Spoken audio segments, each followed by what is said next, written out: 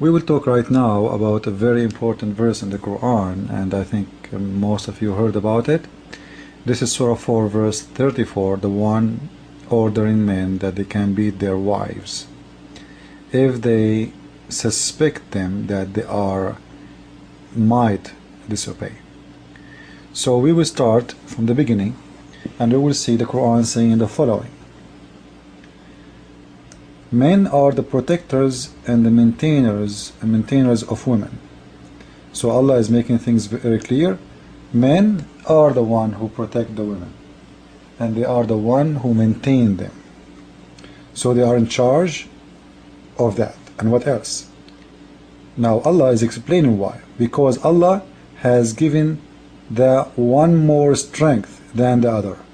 So the reason of that, because Allah, He gave the man more strength from the women. And what else? And because they support from their means, and because they pay money and spend money over the women, so Allah is giving them the charge too. So there is two reasons. Number one, because they are strong, they have muscles. Number two, because they have the money. Now Muhammad himself, he did marry Khadija, and he used to work for her, and she was in charge. She was his boss. And Muhammad, he used to make living out of the money of Khadija. She's the one, she is feeding him. Does that mean that Khadija, she was the protectors and the maintainer of Muhammad because she had the money? Question. And you know, if the man, he spend money over his house, what a big deal. Even birds, they feed their kids. The women, she is not sitting in your house doing nothing. You are not doing a favor for her by giving her food and by spending money in the house. You are doing your part, she is doing her part. Actually, the women's job is a lot harder. And you know, these days, women, they are making money, and some of them even they are making more than their husband. So making money cannot be a reason that you will be the maintainer of the house or you will be the one in charge. And having muscles, not all men, they are stronger than women. And there's a lot of men these days, they are gays even. Which means men, they can be like females. They are abnormal. So being a male will not make you better than anyone. Having a male private part will not make you better than anyone. But I hope the case will stop in there. No. We go down and we'll see that's Allah saying that if you and those women, as two, those women who was part of fear, disloyalty, and ill conduct. So if those women, you fear their loyalty and ill conduct, you fear, and be careful in here. You fear, it means they are not doing anything bad yet, but you have the fear. So suspect them, you are suspicion about them. This is giving you the right to do the following.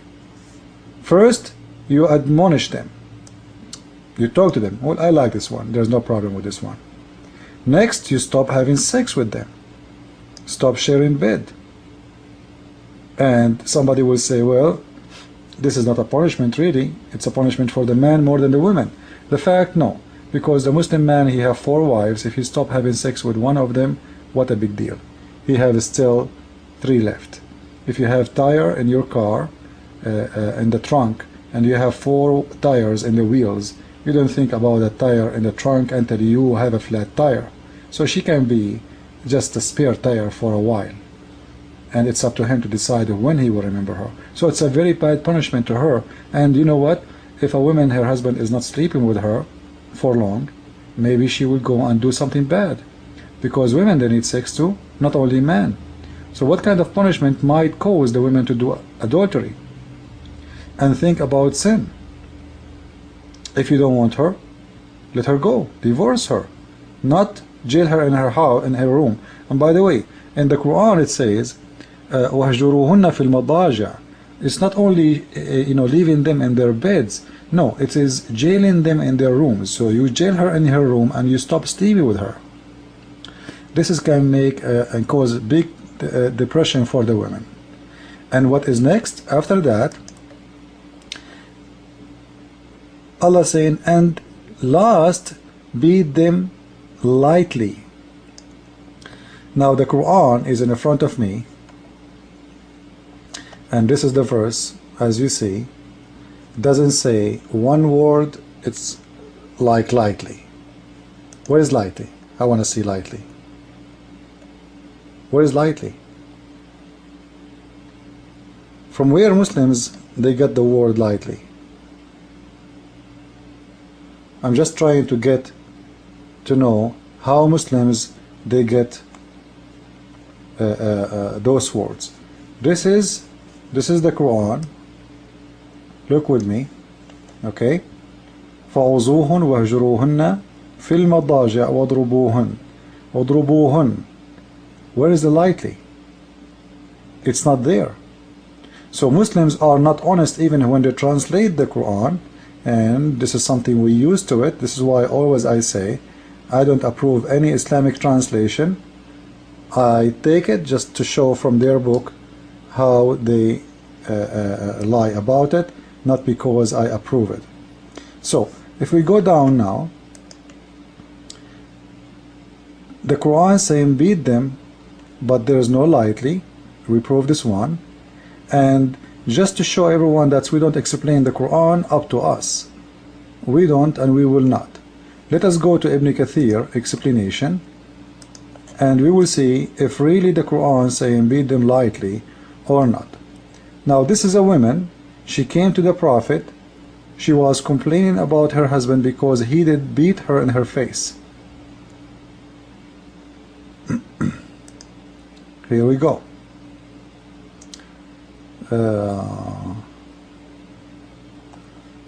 In Ibn Kathir he's saying, a woman, she came to the Prophet complaining about her husband, tashku, which means she complained about her husband beating her. Tashku zawjaha.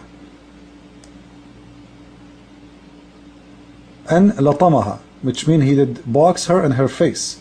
This guy is boxer, latamaha. It's not only slamming her face, he is hitting hard in her face. You will see Muslims saying a Muslim man is not allowed to beat his wife in her face even. But look at this case. This is why the surah came down, the reason of the surah. So the woman, she is complaining to the Prophet about her husband boxing her face. And she is asking for justice. Then the Prophet, he said, okay, justice. Then Allah right away, guys, sound like Allah is waiting in the front of the door of Muhammad.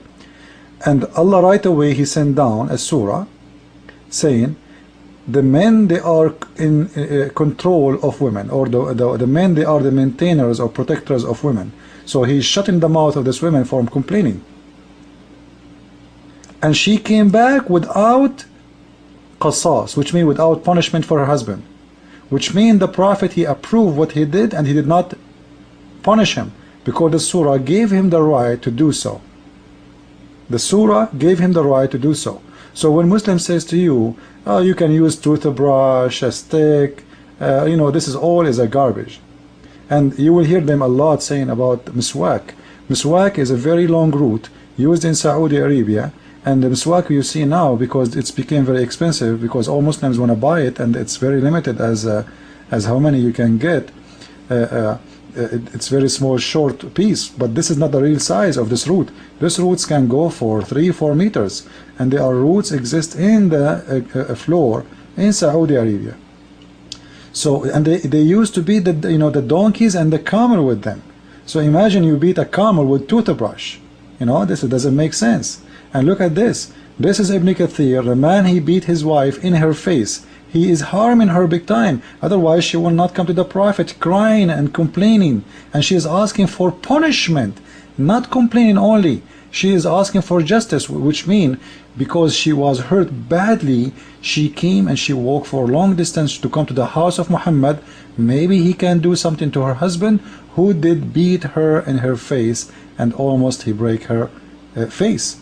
But Muhammad, he did not do anything. Instead, on top of that, she came back and she have a surah to support her husband to beat her again. Because after this surah, no woman she can complain from her husband beating her.